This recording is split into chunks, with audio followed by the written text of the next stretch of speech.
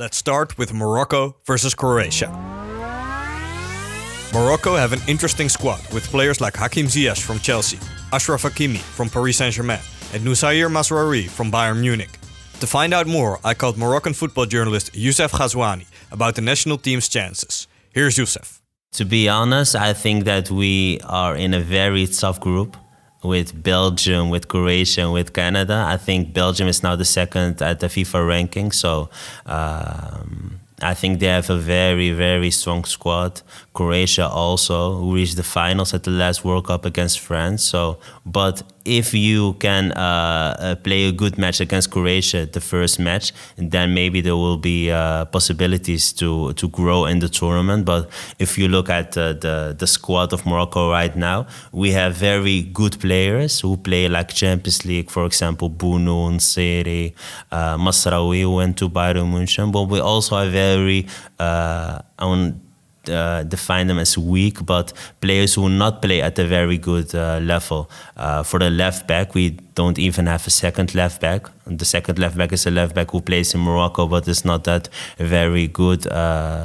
So I think the squad is not balanced very well. And I think if you play against Belgium or against Croatia, their squad is very, very balanced, and there will be very tough matches. But the positive vibe for Morocco is that you play in Qatar. And there are a lot of Moroccans who are living in Qatar, and I think that will be like a home match for all Arabic countries who play in Qatar. So I think that if the audience can help to be the 12th man for Morocco, then there will be maybe a chance, but it all depends on the first match against Croatia.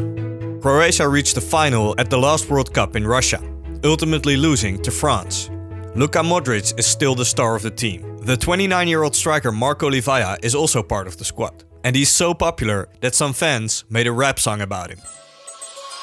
Gol riješin Marko Livaja, ubijem balonima Marko Livaja, 3 boda tu Marko Livaja, jaka sam glava ko Marko Livaja. Gol riješin Marko Livaja. Alright, that sounded good.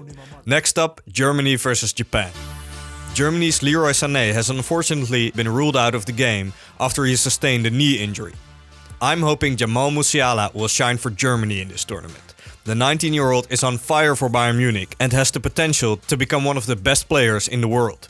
He was born in Germany but grew up in England, so he could have played for England as well. Earlier this year, I spoke to Musiala about choosing the German national team. Yeah, at that time, the decision between Germany and England was pretty tough. I had a talk with Joachim Löw, and yeah, it was a good talk. He told me what the plans would be and how we would going forward, and yeah, it definitely helped my decision.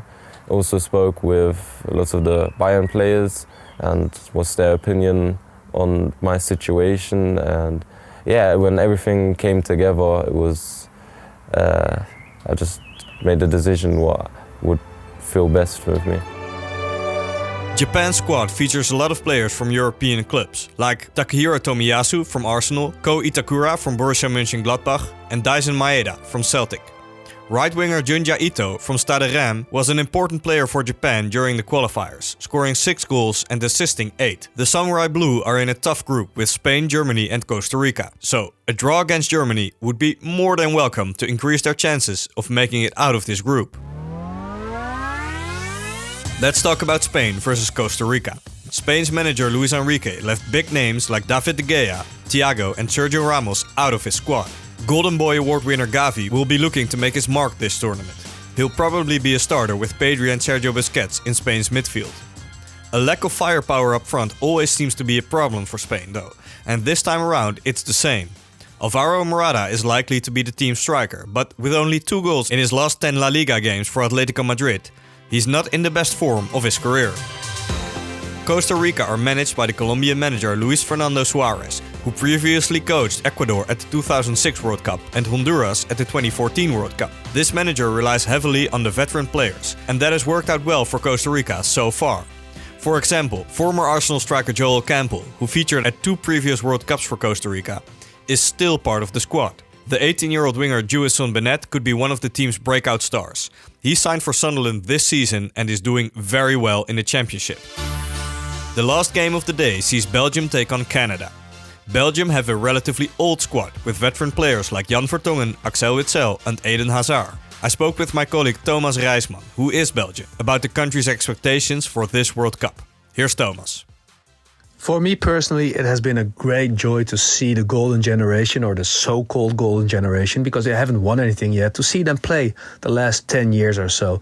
Not only great football and great football players, but also great personalities. They've given all the Belgian football lovers their pride back. They've given my pride back as a Belgian football lover. But for this World Cup, I'm very pessimistic.